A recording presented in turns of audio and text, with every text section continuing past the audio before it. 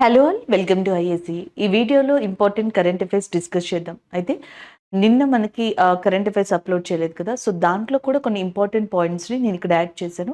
So, ఈరోజు మనకి important current affairs దానికి రిలేటెడ్‌గా ఉన్న స్టాటిక్ జీకే అండ్ ఇంకొంత ఇన్ఫర్మేషన్‌ని చూద్దాం. సో, ఫస్ట్ వన్ డిస్కస్ చేద్దాం. సో, ఇక్కడ ఫస్ట్ కరెంట్ అఫైర్ ఒక అపాయింట్మెంట్ అండ్ ఇంటర్నేషనల్ కరెంట్ అఫైర్‌గా చెప్పొచ్చు. సో, ఇక్కడ మీరు చూడండి.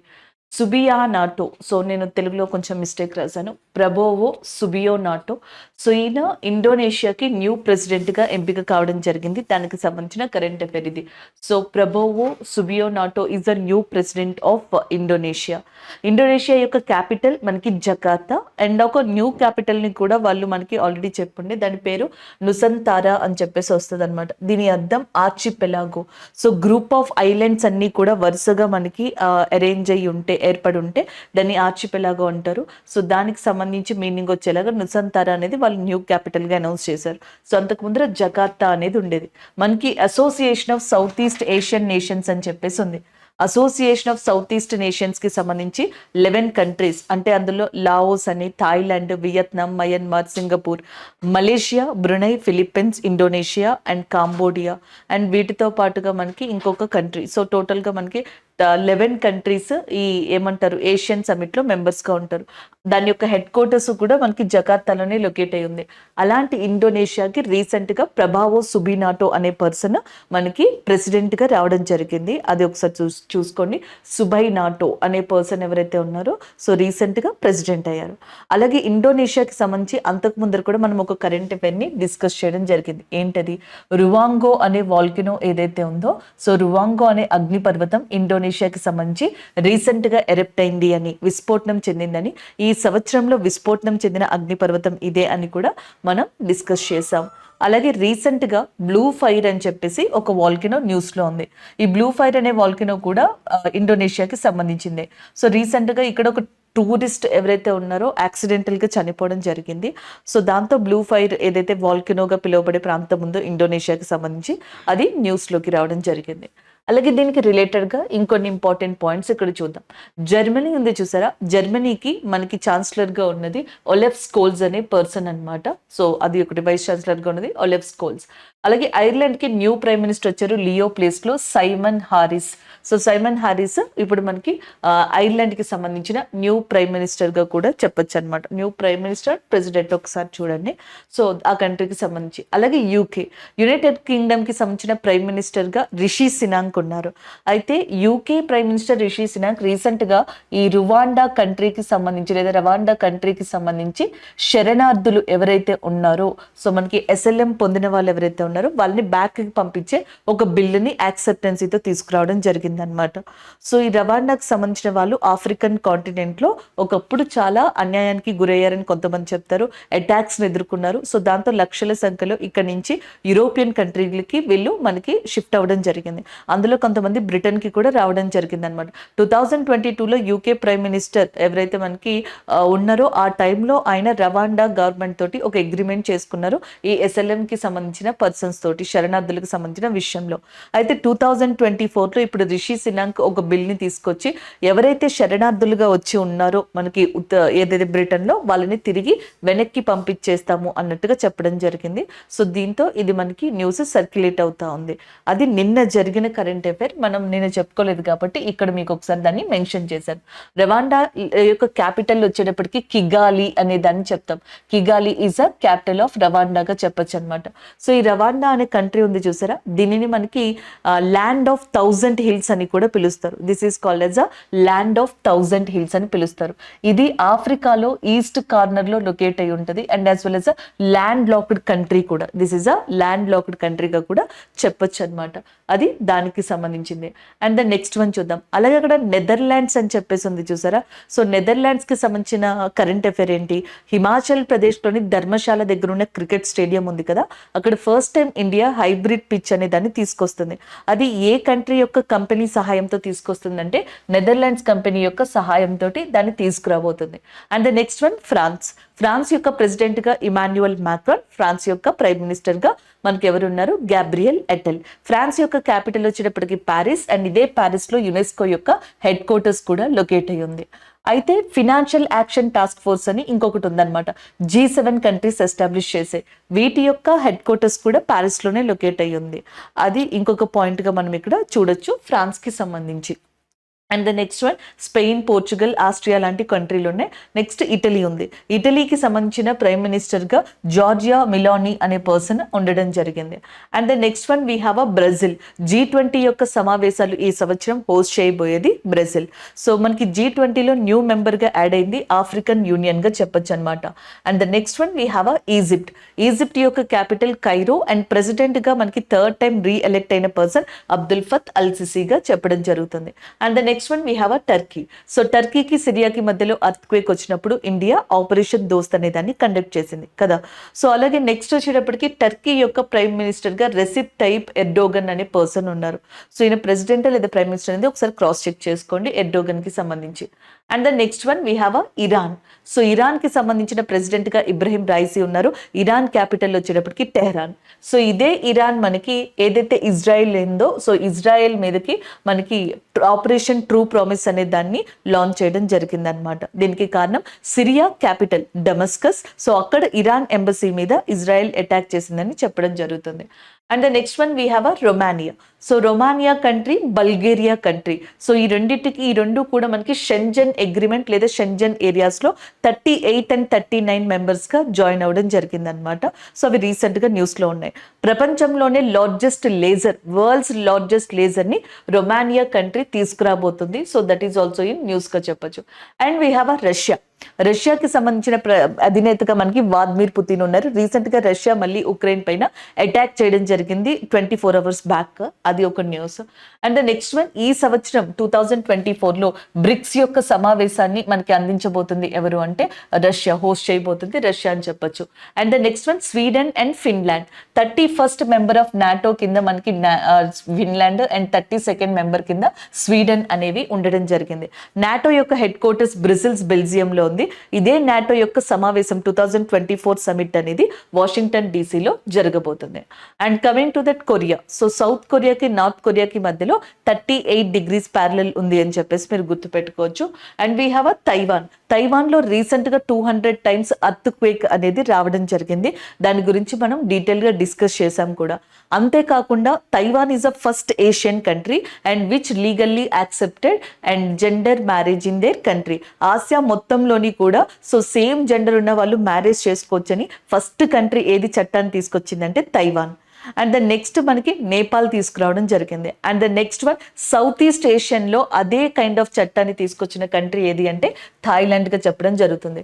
సో థాయిలాండ్ యొక్క మనకి క్యాపిటల్ వచ్చేటప్పటికి బ్యాంకాక్ అండ్ థాయిలాండ్ యొక్క కరెన్సీ బాట్గా ఉంది. సో ఇదే థాయిలాండ్ మన ఇండియాకి సంబంధించిన పివి సింధు గారి నేతృత్వంలో ఉన్న బ్యాడ్మింటన్ టీమ్ తోటి సో మనకి ఛాంపియన్షిప్ని ఆడడం జరిగింది. ఫైనల్లో 3-2 డిఫరెన్స్ తోటి ఇండియా థాయిలాండ్ మీద విక్టరీని సాధించింది. ఈ మ్యాచ్ మలేషియాలో జరిగింది. And the next one we have a Japan prime minister గా ఫ్యూమియో కిషిడా ఉన్నారు. జపాన్ యొక్క క్యాపిటల్ వచ్చేటప్పటికి మనకి టోక్యోగా ఉంది. సో రీసెంట్ గా టోక్యోలో మనకి ఒక ఏమంటారు ఛాంపియన్షిప్ అనేది కూడా జరిగిందనమాట. అది కెనయోన్కి సంబంధించి పారా కెనోయింగ్ అనే గేమ్కి సంబంధించి జపాన్లోని టోక్యోలో మనకి రీసెంట్గా ఒక ఛాంపియన్షిప్ జరిగింది. అందులో మనకి మధ్యప్రదేశ్లోని గ్వాలియర్కి సంబంధించిన ప్రాచీ గారు ఎవరైతే ఉన్నారో పారా కెనోయింగ్ ప్లేయర్ ఆమె. సో ఆమె ఇందులో 2 categories-లో 2 gold medals గెలుచుకుంది. జపాన్లోని టోక్యోలో జరిగిన ఏదైతే కెనోయింగ్ గేమ్ ఉందో సో దాంట్లో 2 different categories-లో 2 gold medals-ని గెలుచుకున్నారు. పారా కెనోయింగ్ ఆర్చర్ ప్లేయర్ అయిన మనకి ప్రాచీ గారు అనమాట. ఆమె మధ్యప్రదేశ్లోని గ్వాలియర్కి సంబంధించిన వ్యక్తిగా చెప్పొచ్చు. And we have a Vietnam యొక్క క్యాపిటల్ వచ్చేటప్పటికి హానోయిగా ఉంది. అది ఇంకొక పాయింట్గా మీరు ఇక్కడ చూసుకోవచ్చు. సో ఇవి వరల్డ్కి సంబంధించి రీసెంట్గా జరుగుతున్న న్యూస్ అండి. కొంతవరకు ఇక్కడ మనం డిస్కస్ చేయగలిగాం. This is all about that Indonesia అపాయింట్మెంట్కి సంబంధించి, అలాగే దీనికి సంబంధించి. అండ్ ఇంకొకటి ఏంటంటే మనకి కింద మాల్దీవ్స్ అనేది ఉంది చూసారా. మాల్దీవ్స్కి తిరిగి మనకి ప్రెసిడెంట్గా ఎంపిక అయ్యారు Mohamed Muizzu. So Mohamed Muizzu is a new president of again ఆ ఎలక్షన్స్ అనేవి జరిగాయి. అక్కడ ప్రెసిడెంట్గా ఆయన ఎంపిక అవ్వడం జరిగింది. అది మనకి న్యూస్లోకి రావడం జరిగింది. Is it clear? So next current affair చూడండి. మనకి కాల్సర్ వైల్డ్ లైఫ్ సాంచురీ అనేది న్యూస్లో ఉంది. ఈ కాల్సర్ వైల్డ్ లైఫ్ సాంచురీ అనేది మనకి హర్యానా హర్యానాలో లొకేట్ అయి ఉన్న వన్యప్రాణి సంరక్షణ కేంద్రంగా చెప్పొచ్చు. సో ఈ వైల్డ్ లైఫ్ సాంచురీ లోపల యాక్చువల్గా హర్యానా గవర్నమెంట్ ఒక 4 డ్యామ్స్ ని కన్స్ట్రక్ట్ చేయడానికి, 4 ఆనకట్టల్ని కట్టడానికి ఇక్కడ ఉన్న రివర్స్ తోటి ఒక ప్రపోజల్ తీసుకొచ్చింది. ఆ ప్రపోజల్ ని రిజెక్ట్ చేసింది సుప్రీంకోర్టు.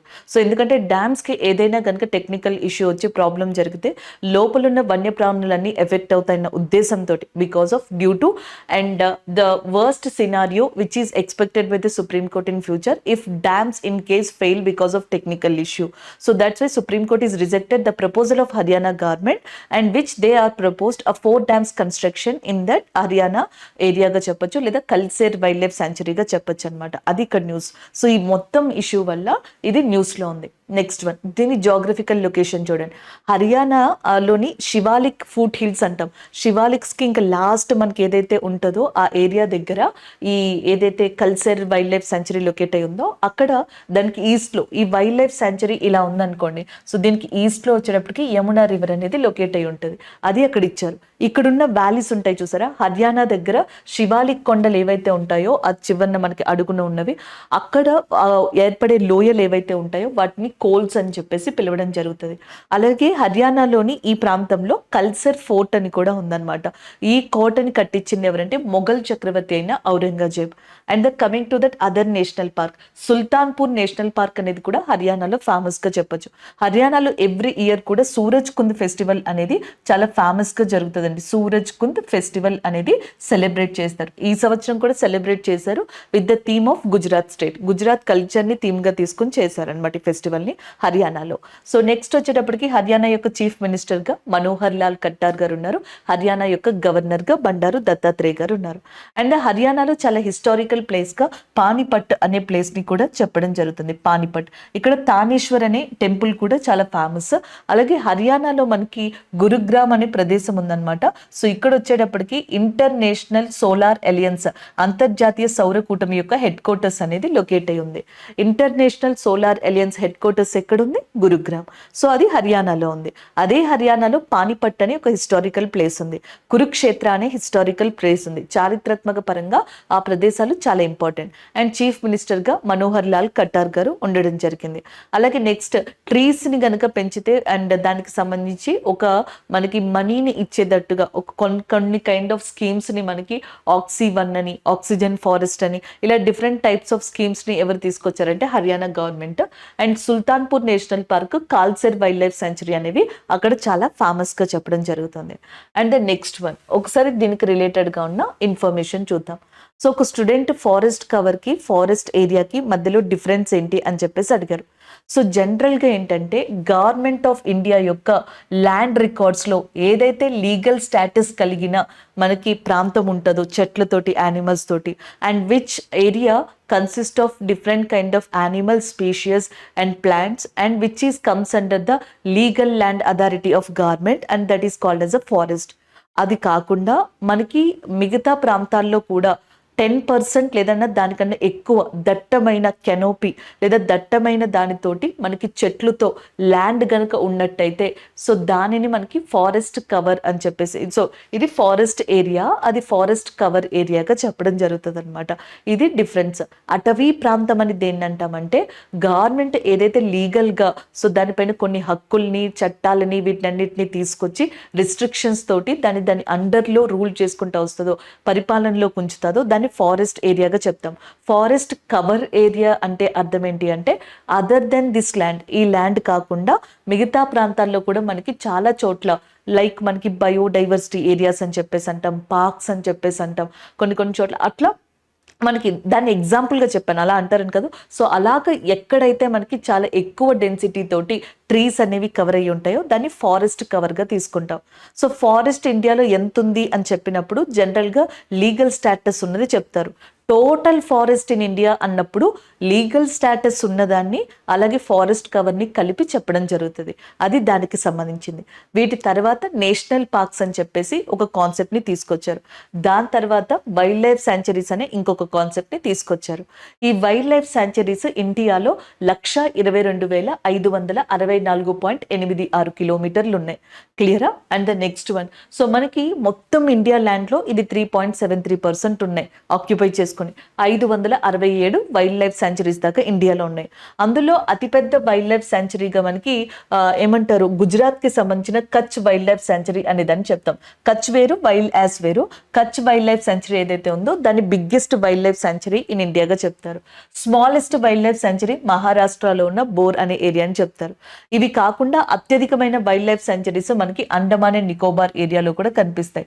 అంతేకాకుండా మనకి కేరళలో Periyar wild life sanctuary, then కర్ణాటకలో కావేరీ వైల్డ్ లైఫ్ సెంచరీ, గోవాలో మదై లేదా మహదై అని కూడా పిలవచ్చు. ఈ వైల్డ్ లైఫ్ సెంచరీ న్యూస్ లో ఉంది, ఇది కావచ్చు. అలాగే రాజస్థాన్ లో రణతంబోర్ వైల్డ్ లైఫ్ సెంచరీ, హర్యానాలో కాళేసర్ తో పాటుగా బింద్వాస్ అనే వైల్డ్ లైఫ్ సెంచరీ, మధ్యప్రదేశ్ లో Gandhi Sagar wild life century, Chhattisgarh లో ఉద్దాంతి వైల్డ్ లైఫ్ సెంచరీ, అలాగే నెక్స్ట్ వచ్చేటప్పటికి జార్ఖండ్ లో లా అలాంగ్ వైల్డ్ లైఫ్ సెంచరీ, అలాగే నెక్స్ట్ మనకి బీహార్ లో Valmiki, Patna, Gautama Buddha wild life sanctuaries, అలాగే నెక్స్ట్ అస్సాంలో దిహాంగ్ పటకాయ్ వైల్డ్ లైఫ్ శాంచురీస్. ఇలాగే ఇండియాలో చాలా చోట్ల number of wild life sanctuaries, వన్యప్రాణి సంరక్షణ కేంద్రాలు ఉన్నాయి. అండ్ ఏ వన్యప్రాణి సంరక్షణ కేంద్రం లేని state, one of the state Meghalaya. So మేఘాలయలో ఎటువంటి వైల్డ్ లైఫ్ శాంచురీ అనేది లేదు జనరల్ గా. సో మీరు ఎక్కడైనా చదువుకుని ఉంటే కింద కమెంట్ చేయొచ్చు, నేను వెరిఫై చేస్తాను. సో ఇవి వైల్డ్ లైఫ్ శాంచురీస్ కి సంబంధించిన కొంత ఇన్ఫర్మేషన్ అన్నమాట. సో ఇలాంటి వైల్డ్ లైఫ్ సెంచరీలోనే హర్యానాకి సంబంధించిన కాల్సేర్ వన్యప్రాణి సంరక్షణ కేంద్రం ఏదైతే ఉందో అది మనకి న్యూస్ లోకి రావడం జరిగింది. So this is all about this current affair. Next one చూద్దాం. సో నెక్స్ట్ కరెంట్ అఫైర్ వచ్చేటప్పటికి మనకి హిందుస్థాన్ ఏరోనాటిక్స్ లిమిటెడ్ అని చెప్పేసి ఉంది కదా. సో హిందుస్థాన్ ఏరోనాటిక్స్ లిమిటెడ్ అనేది రీసెంట్ గా out standing public sector unit of the year కింద మనకి అవార్డుని అందుకోవడం జరిగింది. వైస్ ప్రెసిడెంట్ ఆఫ్ ఇండియా ఎవరు, మనకి Jagdeep Dhankhar. Vice president of India Jagdeep Dhankhar గారు outstanding PSU of the year అవార్డుని హిందుస్థాన్ ఏరోనాటిక్స్ లిమిటెడ్ అనే దానికి ఇవ్వడం జరిగింది. సో దానికి సంబంధించిన కరెంట్ అఫైర్ ఇది. And the next one, Hindustan aeronautic limited కి అనంత కృష్ణన్ గారు సిఎండిగా ఉన్నారు. ఎస్టాబ్లిష్మెంట్ ఇయర్ మీరు నోట్ చేసుకోకండి, నేను మళ్ళీ ఇది మీకు ఎక్స్ప్లెయిన్ చేస్తాను. అండ్ ద నెక్స్ట్ వన్, ఇక్కడ మనకి జనరల్ గా దీని వర్త్ చూడండి. March 31, 2024 నాటికి దీని ఫినాన్షియల్ వర్త్ ఎంత అంటే దీని మనకి ట్రాన్సాక్షన్స్ 29,810 crores టర్న్ ఓవర్ గా చెప్పచ్చు. దీని టర్న్ ఓవర్ March 31, 2024 కి 29,810 crores గా ఉంది. 2022-23లో చూసుకుంటే 9% గ్రోత్ ఉన్న ఈ హిందుస్థాన్ ఏరోనాటిక్ లిమిటెడ్ 2023-24 నాటికి 11% కి చేరింది. సో దాని యొక్క యాన్యువల్ ప్రాఫిట్స్ లో కావచ్చు, టర్న్ ఓవర్స్ లో కావచ్చు, పర్ఫార్మెన్స్ లో కావచ్చు, హిందుస్థాన్ ఏరోనాటిక్ లిమిటెడ్ అనేది మనకు ఒక బెస్ట్ పర్ఫార్మెన్స్ ఇవ్వడం వల్ల సో 2023లో outstanding PSU of the year అవార్డుని vice president of India Jagdeep Dhankhar గారి యొక్క చేతుల మీదుగా హిందుస్థాన్ ఏరోనాటిక్స్ లిమిటెడ్ అనేది అందుకోవడం జరిగింది. సో దానికి సంబంధించిన కరెంట్ అఫైర్ ఇది. సాధారణంగా ఇండియాలో ఉన్న పబ్లిక్ సెక్టర్ కంపెనీస్ ఏవైతే ఉంటాయో సో వీటిని వాటి యొక్క సంవత్సర లేదా వార్షిక ఆదాయాన్ని బట్టి లేదా టర్న్ ఓవర్ బిజినెస్ ట్రాన్సాక్షన్స్ ని బట్టి మనకి నవరత్న, మహారత్న, మినీరత్న కింద విడదీస్తారు. మళ్ళీ వీటిలో కేటగిరీ 1, కేటగిరీ 2 కింద కూడా విడదీయడం జరుగుతుంది. సో నార్మల్ గా ఎలా చెప్తారు అంటే 3 సంవత్సరాలు ఒక కంపెనీ తీసుకుంటే పబ్లిక్ సెక్టర్ కంపెనీ 3 సంవత్సరాల్లో కూడా సో దాని యొక్క టర్న్ ఓవర్ 5,000 crores కి మనకి ఉండడం కావచ్చు, అంతకు మించి కూడా ఉన్నట్టయితే అలాంటి కండిషన్స్ కావచ్చు, లేదా వార్షిక ఆదాయం ఇంత టర్న్ ఓవర్ అని చెప్పేసి ఉన్నట్టయితే ఇలాంటి వాటికి సో మనకి నవరత్న స్టేటస్ ఇవ్వడం. దాని తర్వాత నెక్స్ట్ మహారత్నకి కూడా సో ఇట్లాగా కొన్ని కండిషన్స్ అనేవి ఉండడం జరుగుతుంది. ఇప్పుడు అదంతా ఎందుకు చెప్తున్నాను, సో మనకి హిందుస్థాన్ ఏరోనాటిక్స్ లిమిటెడ్ అనేది నవరత్న. సో ఇది ఒక నవరత్న కంపెనీగా చెప్పడం జరుగుతుంది అనమాట. క్వశ్చన్స్ కూడా ఎగ్జామినర్ ఎలా అడుగుతారంటే నవరత్నాస్ ఎన్ని ఉన్నాయి, మహారత్నాస్ ఎన్ని ఉన్నాయి, మినీ రత్నాలు ఎన్ని ఉన్నాయి, ఇలాంటి క్వశ్చన్స్ కూడా అడుగుతూ ఉంటారు. కాబట్టి ఇది చూసుకుంటూ ఉండాలి. ఇది నవరత్నాకి సంబంధించింది. అంతేకాకుండా 1997లో గవర్నమెంట్ ఆఫ్ ఇండియా ఒకేసారి 9 యూనిట్స్ కి పబ్లిక్ సెక్టర్ యూనిట్స్ కి నవరత్న స్టేటస్ ఇచ్చింది. దాని తర్వాత ఇప్పుడు దాని నెంబర్ 15 కి చేరింది. లాస్ట్ ఇయర్ 2023లో రైల్వేకి సంబంధించిన ఒక దానికి కూడా మనకి ఇవ్వడం జరిగింది ఈ ఏమంటారు నవరత్న స్టేటస్. సో కాబట్టి ఒకసారి ఇక్కడ చూద్దాం. సో ఇక్కడ చూసినట్టయితే భారత్ ఎలక్ట్రానిక్ నవరత్నాస్ గురించి చెప్తున్నాను. మనకి బిఎల్ అంట కదా, భారత్ ఎలక్ట్రానిక్స్ లిమిటెడ్, అలాగే next container corporation of India limited అనేది. సో ఇప్పుడు మనం చూస్తున్న హిందుస్థాన్ ఏరోనాటిక్స్ లిమిటెడ్ ఏదైతే ఉందో అది engineering India limited, Mahanagar telephone Nigam limited, అలాగే national aluminium company limited, next national building construction corporation limited, Neyveli lignite corporation limited, next NMDC minerals కి సంబంధించింది అనమాట. ఇది మినరల్స్ డెవలప్మెంట్ కార్పొరేషన్ గా చెప్పొచ్చు. నేషనల్ మినరల్స్ డెవలప్మెంట్ కార్పొరేషన్ జాతీయ ఖనిజాలకి సంబంధించిన అభివృద్ధి కలిగిన సంస్థ ఇది. రాష్ట్రీయ ఇస్పట్ నిగమ్ లిమిటెడ్ అనేది, and next shipping corporation of India limited, rail Vikas Nigam limited, ONGC oil and natural gas కి సంబంధించింది. అలాగే next Rashtriya chemicals and fertilisers limited, ఇది మనకి రైల్వేకి సంబంధించి రైల్వే కన్స్ట్రక్షన్స్ ఉంటాయి చూసారా, సో దానికి సంబంధించింది. ఐర్కాన్ ఇంటర్నేషనల్ లిమిటెడ్, అలాగే రైట్స్ లిమిటెడ్. ఈ 15 కూడా ఇప్పుడు ఎందులో ఉన్నాయంటే నవరత్నాల్లో ఉన్నాయి. ఈ 15లో ఒకటైన హిందుస్థాన్ ఏరోనాటిక్ లిమిటెడ్ ఏదైతే ఉందో దానికి public sector unit out standing of the year award వచ్చింది. అలాగే నెక్స్ట్ వచ్చేటప్పటికి మహారత్నాస్. ఇప్పుడు మనకి మహారత్నాలు 13 ఉన్నాయి. అందులో ఒకటి భారత్ హెవీ ఎలక్ట్రానిక్ లిమిటెడ్ గా చెప్తాం. Next Bharat petroleum corporation limited, coal India limited, GAIL gas authority of India limited, Hindustan petroleum corporation limited HPCL అంటాం, Indian oil corporation limited, NTPC. ఇది మనకి చాలా ఇంపార్టెంట్ అండి రైల్వే వాళ్ళకి. సో ఎన్టీపీసీ అనేది నవరత్న, మహారత్న ఇలాంటి క్వశ్చన్స్ కూడా అడుగుతూ ఉంటారు. So national thermal power corporation అని చెప్పేసి అంటాం కదా. సో ఇది ఈ ఎన్టీపీసీ, రైల్వే ఎన్టీపీసీ అని నేను ఏమంటారు ఇంపార్టెంట్ అని చెప్పట్లేదు. థర్మల్ పవర్ ప్లాంట్స్ కానీ, న్యూక్లియర్ పవర్ ప్లాంట్స్ కానీ, బయోగ్యాస్ కానీ, జియో థర్మల్ పవర్ ప్లాంట్స్ కానీ, ఇలాంటివన్నీ కూడా జనరల్ గా మిమ్మల్ని క్వశ్చన్స్ అడుగుతారు. అది రైల్వే వాళ్ళని ఎక్కువగా అడుగుతారు. ఎస్ఎస్సిలో కూడా కొన్నిసార్లు రేర్ గా అడగడం జరుగుతుంది, బట్ జీడీలో ఎక్కువ అడుగుతూ ఉంటారు. సో కాబట్టి ఒక్కొక్కసారి చూసుకుంటాం. Oil and natural gas corporation limited, power finance corporation, ఇది మనకి చాలా అవసరం. ఇది ఎక్కువ న్యూస్ లో కనిపిస్తుంది. మళ్ళీ రైల్వే వాళ్ళకి ఇది ఇంకా ఇంపార్టెంట్ అవుతుంది. ఇది ఫ్రీక్వెంట్ గా కరెంట్ అఫైర్స్ లో ఉంటుంది. Power grid corporation of India limited అని అది కావచ్చు. అండ్ ఇది మిగతా అన్ని ఎగ్జామ్స్ కి కూడా చాలా important. SAIL steel authority of India limited అనేది, అలాగే rural electrification corporation limited, oil India limited. So ఇలా మనకి 13 ఉన్నాయి. ఇవేమో మహారత్న, 15 నవరత్న, మినీరత్న ఇంకా ఎక్కువే ఉంటాయండి. అంటే మినీరత్న లిస్ట్ అనేది ఇక్కడ పెడితే ఇంకా ఎక్కువ అయిపోతుంది కాబట్టి ఇక్కడతో నేను ఆపుతున్నాను. సో దీనికి సంబంధించిన Hindustan aeronautic limited. So next current affair ఇక్కడ మీరు చూడొచ్చు. 6th edition of international conference on disaster resilient infrastructure. So విపత్తుకి సంబంధించి మనం ముందుగా ప్రీ ప్లాన్డ్ గా ఉండడానికి మౌలిక సదుపాయాలు అనేవి కావాలి, ఇన్ఫ్రాస్ట్రక్చర్ కావాలి. సో దానికి సంబంధించే మన ఇండియా మిగతా కంట్రీల సహకారంతో ఒక కాన్ఫరెన్స్ ని ఏర్పరచడం జరిగింది. మనకి జనరల్ గా చూసినట్టయితే 2019లో యునైటెడ్ నేషన్ క్లైమేట్ సమిట్ అనేది జరిగింది. ఐక్యరాజ్య సమితి క్లైమేట్ సమిట్ అనేది 2019లో జరిగింది. అప్పుడు ప్రైమ్ మినిస్టర్ నరేంద్ర మోదీ గారు ఒక ప్రపోజల్ పెట్టారు. అది ఏంటి అంటే డిజాస్టర్ రిసైలెంట్ ఇన్ఫ్రాస్ట్రక్చర్ అనే ఒక కొలాబరేషన్ ని తీసుకొద్దాము అని. సో దానికి ఏ కంట్రీలు ముందుకు వచ్చాయంటే ఇండియా చుట్టుపక్కల ఉన్న ఆఫ్ఘనిస్తాన్, నేపాల్, శ్రీలంక, భూటాన్, మాల్దీవ్స్, అలాగే USA, next UK, Australia, France, Italy, Germany and Turkey. వీటితో పాటు ఇంకొన్ని కంట్రీలు ఉన్నాయి. Like we have Argentina and Chile. ఇలాంటి కంట్రీలు కూడా దీంట్లోకి రావడం జరిగింది అనమాట. సో ఇవన్నీ కలిసి ఒక కొలాబరేషన్ తోటి ఈ డిజాస్టర్ రిసైలెంట్ ఇన్ఫ్రాస్ట్రక్చర్ కాన్ఫరెన్స్ ని ఏర్పరిచాయి. అలాంటి కాన్ఫరెన్స్ 6th టైం రీసెంట్ గా మనకి నరేంద్ర మోదీ గారు కండక్ట్ చేయడం జరిగింది అనమాట. సో ఇండియాలో దానికి సంబంధించింది. అలాగే నేషనల్ డిజాస్టర్ రెస్పాన్స్ ఫోర్స్ అని చెప్పేసి 2006లో అది అమల్లోకి వచ్చింది. దానికి ప్రజెంట్ డైరెక్టర్ జనరల్ గా పీయూష్ ఆనంద్ గారు ఉండడం జరిగింది. డిజాస్టర్ మేనేజ్మెంట్ యాక్ట్ 2005 అనేది మీకు ఆల్రెడీ తెలుసు, విపత్తు నిర్వహణ చట్టం. దాని కిందే ఇండియాలో ఒక ప్రాపర్ స్ట్రక్చర్ ని తీసుకొచ్చారు. నేషనల్ డిజాస్టర్ మేనేజ్మెంట్, జాతీయ విపత్తు నిర్వహణ సంస్థని తీసుకొచ్చారు. దాని కింద స్టేట్ డిజాస్టర్ మేనేజ్మెంట్ ని తీసుకొచ్చారు. దాని కింద డిస్ట్రిక్ట్ డిజాస్టర్ మేనేజ్మెంట్ ని తీసుకొచ్చారు. సో ఇలా ఒక ప్రాపర్ స్ట్రక్చర్ ని తీసుకురావడం జరిగింది. దాని తర్వాత ఎన్డీఆర్ఎఫ్ అనే దాన్ని కూడా తీసుకొచ్చారు. సో ఇప్పుడు ప్రజెంట్ ఏంటంటే ఉన్న టెక్నాలజీని యూజ్ చేసి ముందుగా ఎలా ప్రిపేర్డ్ గా ఉండాలి, డిజాస్టర్స్ వస్తే ఎట్లా తట్టుకోవాలి, సో దీనికి ఇన్ఫ్రాస్ట్రక్చర్ అనేది ఎట్లాంటి పార్ట్ కాబోతుంది, ఇదంతా కూడా మనకి ఈ సమావేశంలో మనకి ఏమంటారు డిస్కస్ చేయడం జరిగింది. దానికి సంబంధించిన కరెంట్ అఫైర్ గా దీన్ని చెప్పొచ్చు. బిగ్ క్యాట్ అలయన్స్ అనేది ఇండియానే స్టార్ట్ చేసింది. ఏవైతే మనకి tiger, lion, Puma, jaguar and next leopard, snow leopard, cheetah ఇలాంటివన్నీ ఉంటాయో సో వీటినన్నిటినీ కూడా కాపాడుకోవడానికి బిగ్ క్యాట్ అలయన్స్ అనే ఒక ప్రపోజల్ ని ఇండియా తీసుకొచ్చింది.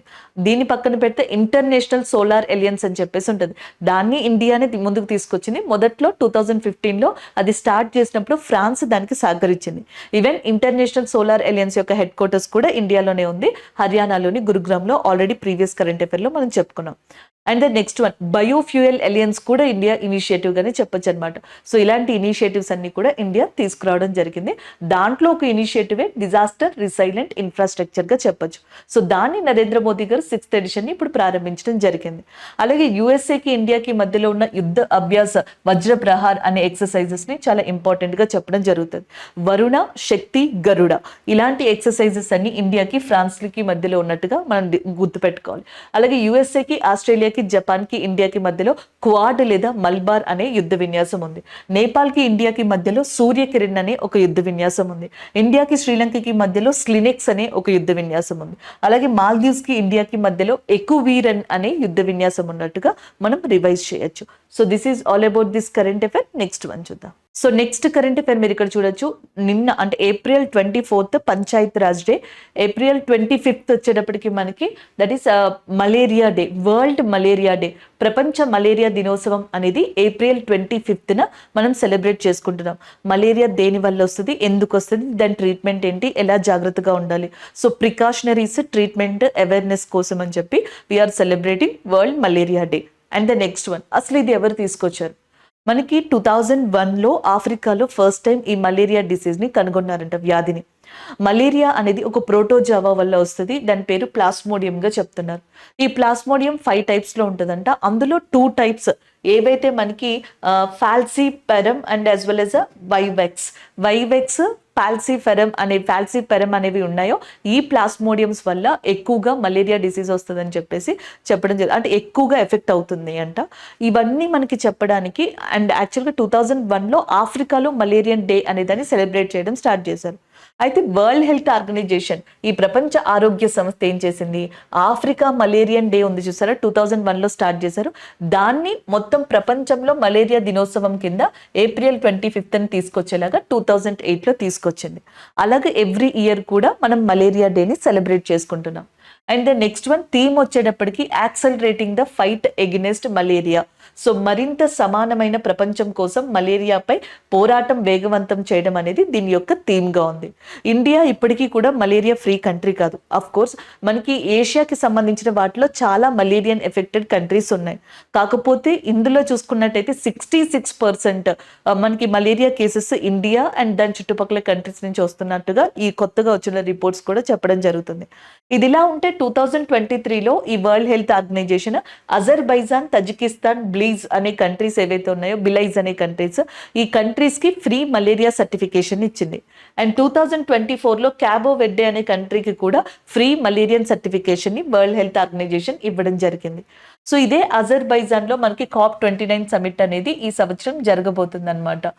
అండ్ ఇవన్నీ కూడా చూడొచ్చు. అండ్ ఫస్ట్ అమెరికన్ కంట్రీ ఏది ఫ్రీ మలేరియా సర్టిఫికేషన్ తీసుకుందంటే ఎల్ సెల్వెడార్ అనే కంట్రీగా చెప్పొచ్చు. ఈ వరల్డ్ హెల్త్ ఆర్గనైజేషన్ యొక్క చైర్పర్సన్ గా లేదా ప్రెసిడెంట్ గా టెడ్రస్ ఆథనమ్ ఉన్నారు. దీని హెడ్ క్వార్టర్స్ వచ్చేటప్పటికి జెనీవాలో లొకేట్ అయి ఉంది. ఈ world health organisation every year April 7th అనే రోజున మనకి హెల్త్ డే, ప్రపంచ ఆరోగ్య దినోత్సవాన్ని సెలబ్రేట్ చేస్తుంది. మై హెల్త్ మై రైట్ అనేది దీని యొక్క మెయిన్ థీమ్ గా ఉందని చెప్పొచ్చు. So this is all about that malaria డేకి సంబంధించిన information. And the next one చూద్దాం. ఈ రోజు ఏవైతే కరెంట్ అఫైర్స్ డిస్కస్ చేసామో వాటి రివ్యూ చూద్దాం. ఒకటి, ఇండోనేషియాకి సుబై నెటో ఎవరైతే ఉన్నారో మనకి, సో ఆయన న్యూ ప్రెసిడెంట్ గా రావడం జరిగింది. కల్చర్ వైల్డ్ లైఫ్ సెంచరీ హర్యానాకి సంబంధించిన న్యూస్ లో ఉంది. అలాగే హిందుస్థాన్ ఏరోనాటిక్ లిమిటెడ్ అనేది బెస్ట్ లేదా అవుట్ స్టాండింగ్ PSU కింద అవార్డు పొందింది vice president of India Jagdeep Dhankhar గారి చేతుల మీదుగా. డిజాస్టర్ రిసైలెంట్ ఇన్ఫ్రాకి సంబంధించిన 6th ఎడిషన్ కాన్ఫరెన్స్ ని prime minister of India Narendra Modi గారు ఇండియాలోని న్యూఢిల్లీలో ప్రారంభించారు. అండ్ వరల్డ్ మలేరియా డే అనేదాన్ని April 25th మనకి సెలబ్రేట్ చేసుకోవడం జరుగుతుంది. 2008 నుంచి కూడా వరల్డ్ హెల్త్ ఆర్గనైజేషన్ ఈ సమావేశాన్ని నిర్వహించడం స్టార్ట్ చేసింది, ఈ డేని నిర్వహించడం స్టార్ట్ చేసింది అని చెప్పొచ్చు. సో ఇవి ఈ రోజు మనం డిస్కస్ చేసుకున్న కరెంట్ అఫైర్స్. Thank you.